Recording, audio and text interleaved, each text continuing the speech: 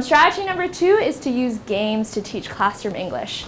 So do you all know Teacher Says? Yeah? Okay.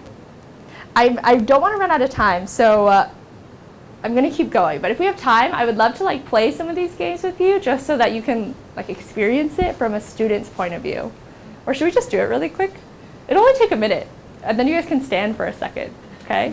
All right, okay, so we're going to play Teacher Says. So everybody stand up, please.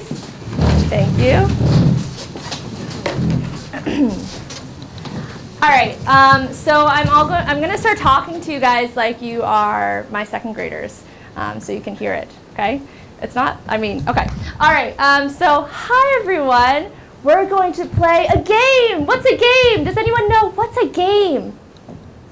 Teacher Says. Yeah, oh, the game is Teacher Says, and usually some kids are like, Yoshi, and I'm like, yeah, good. So that way I'm minimizing my Chinese, even if I have to use a little Chinese, right? At least they're saying it. So I'm like, yeah, we're gonna play games. Do you like games? Yeah. They're like, yeah, we love games. I'm like, great. Okay, so we're going to play Teacher Says. So when I say Teacher Says, blah, blah, blah, and they always laugh. They're like, ha, ha, ha, blah, blah, blah. I don't know why that's so funny. Anyway, I'll say Teacher Says, for example, like Teacher Says, sit down, or Teacher Says, stand up. You do it, okay? If I don't say Teacher Says, you don't do it, okay? And they're like, okay. All right, are you ready? Yes. All right. So Teacher Says, sit down. Teacher Says, stand up. Teacher Says, sit down. Teacher Says, raise your hand. Lower your hand. Whoa! Oh my gosh, I thought you guys would be so good at this. A bunch of you lowered your hands. Okay, if I don't say Teacher Says, you don't lower your hand, okay? That was a warm-up round, so you're not out if you lost, okay? All right, so that's my little demo, okay? There's some Teacher Says. All right, so like I say here, it's most helpful for dynamic commands, right? Of course, it's kind of weird if you're Teacher Says pay attention. There's not a specific physical command associated with that, right? So it works best with raise your hand, lower your hand, sit down, stand up, things like that. You can also do open your book, close your book. I think a lot of these classroom English vocabulary words and phrases can be converted into some kind of physical action that you can play Teacher Says with. All right, this next game we don't really have space for. But you can do timed games for group dynamic commands. So for example, I'll say, okay, I'm going to time you, and I would show my timer. We're going to line up, and I want to see how long it takes you to line up. And then I'll start showing them, and I'll count, right? And then it's a mad scramble, and everyone's running, and this is when I'm yelling, don't run! And then you see if you can do it a little faster.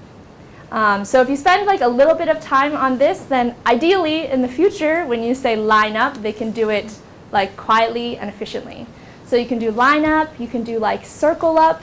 I think those are the most common ones.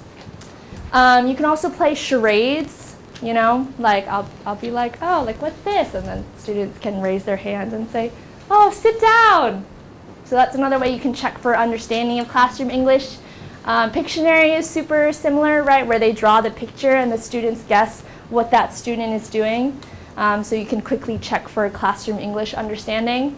You can have some kind of whiteboard or desk race. If you actually have flashcards with classroom English, you can play any kind of race with that, right? So two students race to put their hand on the right classroom English vocab word.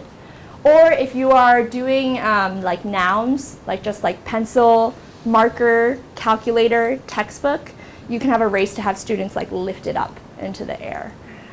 So these are kind of a bunch of different games that I thought of and have used in my classroom for fostering understanding of classroom English and checking for that understanding. The really great thing about games, of course, is that students love them. So they're really engaging. It's one of the best ways to kind of increase understanding without the students feeling like they're bored or actually learning. It's kind of to trick them into learning it because they're